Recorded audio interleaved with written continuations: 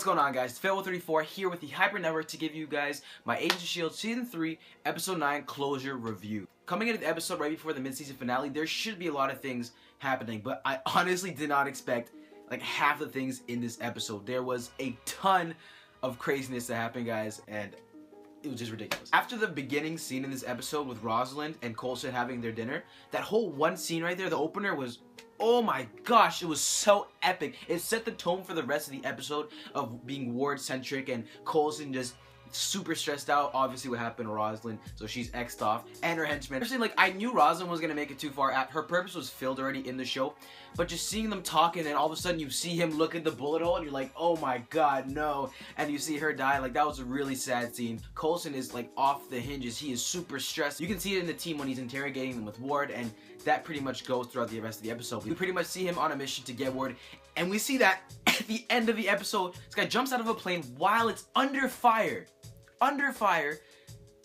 and breaks through a window, and then goes through a teleporter to another world. What was really interesting is we got to see a lot about Ward in this episode. We also got to see just how evil Ward really is, and now there's pretty much no redemption in this character. He's pretty much gone over the edge, and we get kind of reminded when they're talking to the team, when Coulson talks to Fitz, and how he felt like he was a brother to him, and we saw him with Gemma, and how she almost had a crush on him, and all that stuff. It was a great reminder just how evil this guy is. I thought this episode was really good in terms of pacing. It started off really high with the action piece with Coulson, and then it just kept going and going, and it didn't really, for me personally, slow down all that much, and then it picked up really good towards the middle half to the end. There were so much things at stake in this episode, though. We also see Mac in charge in this episode, as Coulson's, you know, trying to get this plan to kill Ward. We see that Mac becomes director, and he has to deal with all these plans. I thought it was really interesting how they use that element in the story. If he's gonna stay director for a little while, we're gonna have to see in the mid-season finale and later on. Who knows? I think he might stay. One of my favorite parts of this episode was when Hunter and Coulson went to this bank, shot it up just to get Ward's little brother, just to mess him up. I thought that was crazy. I don't think we've seen him before in the series. I think this is our first introduction of him. We've heard about him in the stories, of course, with his mother and his family and all that junk.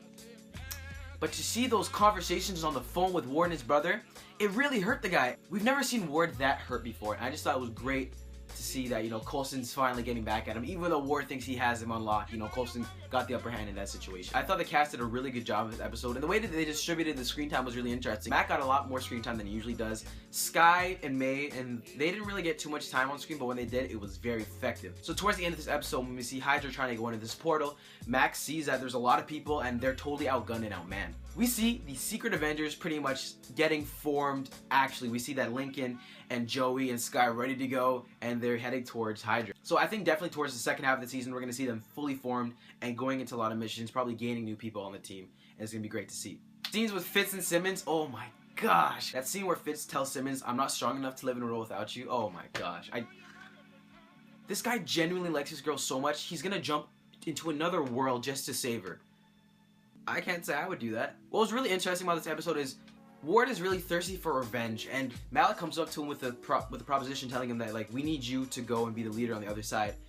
And Ward is very apprehensive at first. He doesn't want to, but at the end of the episode, we see him going into the teleporter with Fitz. There's definitely something at play, because he just kind of asked him for it and then he did it, which was really weird. There's probably a bigger motive behind it. But this episode was probably in my top 3 of the whole entire series, and probably my favorite of this season thus far. I'm gonna go ahead and give this episode a 9.5 out of 10. If you guys enjoyed this video, don't forget to give it a thumbs up and subscribe if you have not already, guys.